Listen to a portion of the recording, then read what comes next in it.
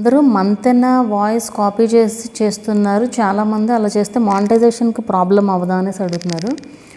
మంతెన సత్యనారాయణ రాజు గారి వాయిసే కాదండి, ఈ గరికపాటి గారి వాయిస్, చాగంటి గారి వాయిస్, ఇవన్నీ చాలామంది పెడుతున్నారు.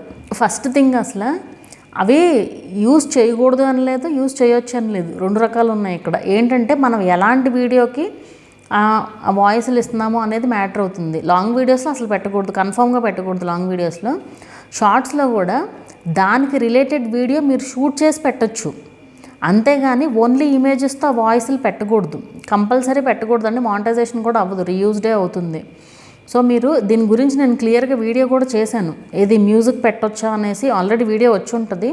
సో ఆ వీడియోలో కూడా నేను క్లియర్గా ఎక్స్ప్లెయిన్ చేశానండి.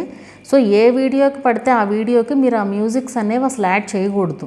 మానిటైజేషన్ ప్రాబ్లం ఖచ్చితంగా వస్తుందండి, రీయూజ్డ్ కంటెంట్ అని కంపల్సరీ వస్తుంది. చాలామంది పోనీ షార్ట్ వీడియోస్లో వాడారంటే అది ఒక రకం, అసలు చాలామంది లాంగ్ వీడియోస్లో కూడా పెట్టేస్తున్నారు. ఏదో ఒక వీడియో ఇమేజెస్ పెట్టి వీడియో పెట్టేయడం, ఆ వాయిస్ యాడ్ చేసేయడం.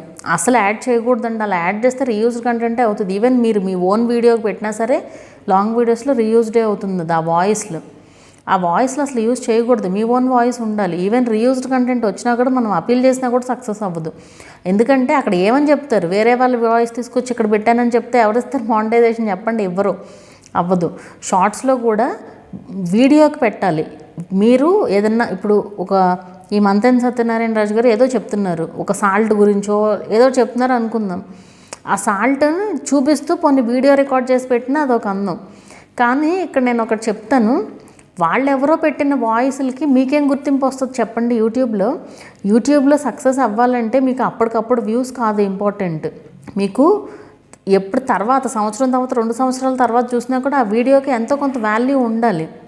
సో అప్పుడే కదా మీకు ఎంతో కొంత వాల్యూ ఉంటుంది మీ వీడియోకి.